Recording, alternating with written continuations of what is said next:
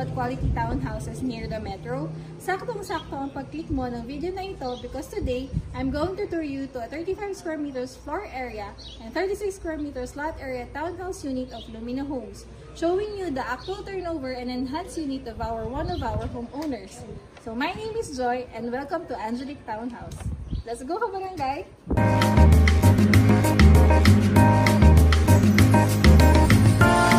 Hello, Tita! Pasok po kami, ha?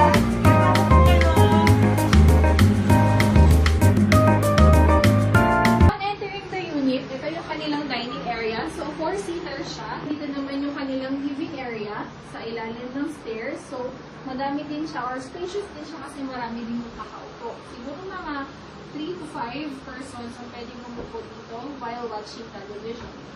So, since ito ang living area, dito naman, so ang ginawa nila is tinanggal na nila yung service door para sa kitchen area at kinonvert na nila ito na whole kitchen nila. So, ayan, nagpa-cupboard siya, yung mga cabinets niya, and then, nandito yung kanyang sink.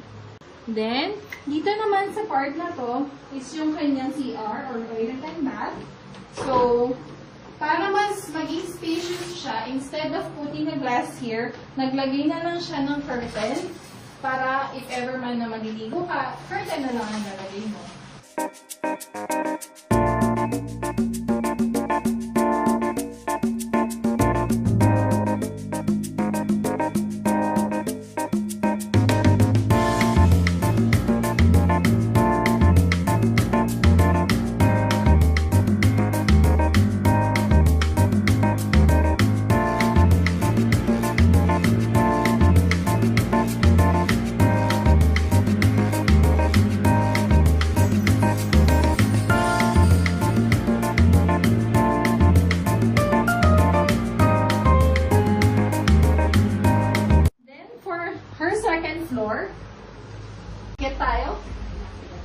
Instead of putting a partition here, gumawa na lang sila ng isang bedroom, then dalawa yung kama kasi tatlo lang sila sa family. So, dito yung mag-asawa, sila Tita Esther, and then yung anak nila na lalaki na si JJ.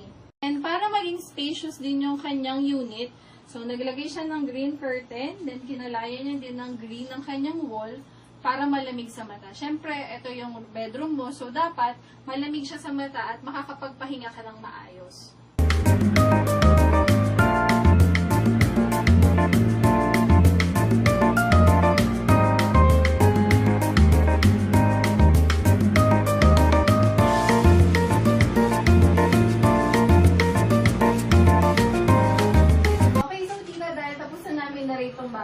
Napakaganda niya.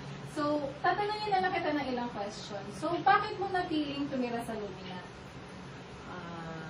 Gusto ko ma'am kasi safe at saka matibay ang bahay. Tapos, bakit ganito yung naging motive mo or naging itsura ng bahay mo? Anong ginawa mo o kaya ano yung mga nilagay mo? Magkano din yung nagastos mo?